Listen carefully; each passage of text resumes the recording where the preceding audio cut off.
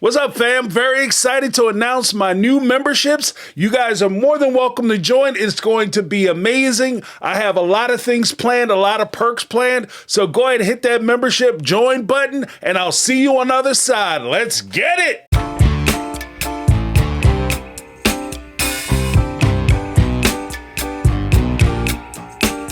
Proverbs 21 verse 5 says, "The plans of the diligent lead surely to abundance, but everyone who is hasty comes only to poverty." Now, I'm not going to sit here and pretend to be a Bible thumper. I'm not going to pretend that I just pull this out of my mind and I know the Bible back and forward and I'm just preaching to the choir. Listen, this is something that came to me during my perusal of various videos, and this just happened to fall into my lap, as a lot of times these types of things do. Now, I thought it was very interesting that this particular Bible passage came to light talking about finances, talking about being successful, talking about having abundance, and more importantly, using the key phrase or term poverty, which is a term that we've heard on Sister Wives historically, at least on two occasions where Kody has pronounced that he's not afraid of anything but poverty. And he tries to say it in like a Southern drawl, like this Wild West frontiersman, cowboy type accent. So it sounds super tough and super cool. But it only highlights the fact that Kody doesn't plan, and he doesn't have abundance, and he doesn't secure himself because he's not a good steward. What it does remind me of is that Kody acts with haste. He doesn't plan. He doesn't look forward. He doesn't take care. And he values things like money, like advantage, like resources at a higher level and with a higher priority than he does his family, the wives who depend on him, the children who look up to him. He values the dollar, or shall I say the almighty dollar, more than he values those relationships. And it's prevalent throughout a lot of what we see. Because everything that he talks about, everything he tries to hold out, the way he tries to present himself, only shows that that's the only thing that's important to him. It's more important to him to have a big house to put on TV than to have relationships with his kids. And why do I say that? Because when he's sitting there talking about his disagreement with Christine or Janelle or even Mary, a lot of that disagreement is rooted around not just his mistreatment of them, but the reason why he mistreated them. Part of the reason why he had such difficulty with them is because, one, they embarrassed him. They left him and he was supposed to leave them. This is that old kid story where you have somebody who says, you ever get dumped by somebody you think is ugly or not on your level? I think that there's a part of Kody's arrogance that believes that the OG3 aren't on his level, that he's better than them. In addition to that, I think that a lot of the disagreements, arguing, and a lot of the continuation of the bad feeling that he has towards them and the way he treats them revolves around his desire to try to take as much of their resources with him as possible as they leave him and leave the relationship. And watching this is part of the reason why his kids have such difficulty with him, because he's miserly. Now, I think the whole idea of the plans of the diligent lead surely to abundance. This, I think, is reflective not only in his desire to maybe do these get-rich-quick schemes, but maybe even from the inception of a lot of these relationships. He didn't know these women. He himself has sat on stage and proclaimed that he didn't know Mary. He didn't know Christine. He didn't know Janelle before he married them. It was a relatively short courtship in which he ran down to the temple. He was sealed to them. He was married to them. And he started, trying to pump kids in them as fast as he could so that he could have this perfect lifestyle. But very little of that has anything to do with preparation or planning. It has very little to do with him trying to be diligent and doing his due diligence and making sure that these partners were suitable for the goals that he had laid out for himself. A lot of times what these folks talk about on the show is Kody has this fly by the seat of his pants type mentality where he goes in and he tries to figure things out based on how he feels. And once he gets working on something, he's all dedicated to it up until the time where he gets bored with it, he gets frustrated with it, or he realizes it's too much damn work, at which time he drops all of that and starts something else. And this includes not only employment, but this also includes where he was living. This is why the family talks about they would move and be dispossess the property, and they would leave places and abandon places in short term every couple of years.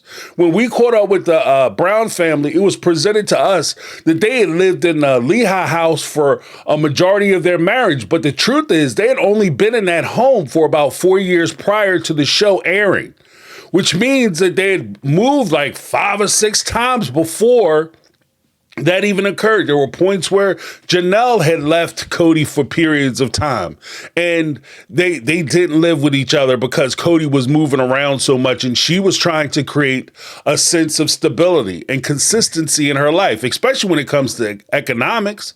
You can't build a career if every year or 2 years you just drop everything and you walk off the job. There's no way you can build a resume or a CV that's going to be appropriate for you to continue your career and your career's development. But if you're always chasing 50 cent, meaning that you start a job and you find a job across the street that'll pay you 50 more cent, and regardless of how long you've put into that job or how much training you put into that job, you're willing to walk away from that position so you can run across the street for 50 more cent. And that might make sense in the short term, but for any future employment, hint, hint, there's money that's involved with training you. It costs the employer money to train you. It costs the employer money to onboard you. They have to pay somebody to do your paperwork with you. They have to pay somebody to set you up in payroll. Just that costs money. But then there's a possibility that you start the job and you're not immediately making them money. So they have to eat that cost too, only for you to turn around and say, I'm going to quit because the people down the street are offering me 25 cents. I spent thousands of dollars of getting you ready to work and make money for me, but then you're going to leave me and go down the street for 25 cents. And I think that that's what kind of stifles Kody's ability to make money and take care of his family. The idea that you're going to go out and have wife after wife after wife, child after child after child, and you find yourself having 13 children or 12 children even before you bring Robin into the family. That's poor planning. There's no way he was making enough money to be able to take care of 13 children, especially when you look at the fact that you have to take care of these kids. It's not just a matter of finding somebody who's going to sit in a room with them and watch them, but you also have to have a situation where you have income coming in that's commensurate with the fact that you have so many children. You have to take care of kids. Kids cost money. Kids are expensive. And I don't know where Kody's from, but where I'm from, I remember when I was coming up, they used to say that you could spend a clean $1 million over the time that your child is born to the time your child is 18. And that's just basic stuff because you're constantly dumping money in them, whether it's clothes, care, activities, anything that they want to do, trying to provide them a childhood. Then this isn't even getting into your ability to spend time with them. There's only 24 hours in a day. Everybody gets the same 24 hours. You get 24 hours, I get 24 hours, Kody gets 24 hours. And if you have 18 kids, doesn't leave you a whole lot of room for sleeping, working, eating, time to yourself, going to the bathroom, brushing your damn teeth. It doesn't give you a lot of time for anything. And this is part of the problem. Like, I think that the whole process of how Kody was brought up and how he developed himself lent the bricks in the road for him to finally reach the destination where he would suffer poverty because of the way his mindset works. Wealth doesn't come easy. He was given the benefit and the blessing of being put on a TV show where he made insane amounts of money. But had he not been on Sister Wives, this story would have been completely different. One, I don't think he would have ever married Robin. I don't think Robin would have lowered herself to marry a man with 13 kids and no real financial prospects. Sorry, not sorry. I just don't see it from what I've seen on the show. And even if she would have married him, she would have brought, 3 kids to put on top of his already 13 children. So she would have came in and turned that 13 kid family into a 16 kid family. And then she wants to sit at home and play a Susie Homemaker and Happy Housewife with 3 kids. And then she pops out the 2 kids that he just gave her, Ari and Solomon. So let's say that those kids came into existence. You're sitting there in your house with 18 kids, no jobs, and depending on Janelle to take care of your family? That's not a thing. That's not a plan. And that's not going to work. There's also the idea of the way they moved. Even us watching them on the show, we moved to Las Vegas because we was afraid Utah was going to lock us up. Why would you move to a place where you don't have any resources? The people who work, the people who are taking care of you financially, don't have the resources or support around them. Instead, you move to Las Vegas, where the one person who has never had a job other than TLC in this family has resources. The one person who's not taking care of any of the majority of children. You're moving to where she feels comfortable and she has support.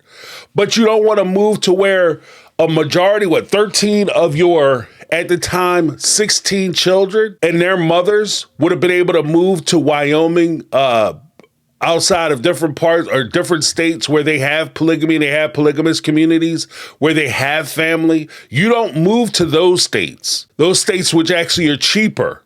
And you could have, with the TLC money, you could have actually bought property and built houses at a much cheaper rate than you bought in Las Vegas. You actually could have bought your homes as opposed to doing adjustable rate mortgage loans on those houses that I suspect, which is essentially you guys rented those homes for 5 years. Those were rentals that you owned, and they were short-term rentals that you had that you thought you were going to pull equity from, which you did pull equity from. So good on you for that. But that wasn't part of the plan. Then when you moved to Arizona, once again, this time there wasn't any rush to do so. There wasn't police at your door, knocking your door down. Las Vegas wasn't coming to get you and all that. So you couldn't use that as a storyline, as an excuse. Instead, you actually had to try to bullcrap the viewers to cover for the fact that you were moving to support Robin, which again isn't you planning. That's not a plan. That's just a reaction. Robin wants you to do something, knee-jerk reaction, you do it. That's not planning. And that's in essence what caused this relationship to fail. There's so many ways that this has come to fruition, and I'm sure you guys have a whole list of things you could talk about as far as Kody's poor planning, whether it's the way he approached his marriages, him being in the marriages, the short-sightedness of the time in which he got married. At one point, he was talking about he was going to marry Janelle on Mary's birthday. Insult to injury. The short-sighted, immature, adolescent strikes, digs, and barbs he threw at these ladies is part of the reason why his relationships fell apart. Thank you guys so much for hanging out. If you've liked this video so far, make sure you hit the like button, subscribe, ring the bell for notifications so you're aware of when we have things popping, because we got a lot of stuff coming. Thanks so much. That's My Take. I'm James. This has been My Take on Reality, and I'm out. 'Cause I've been living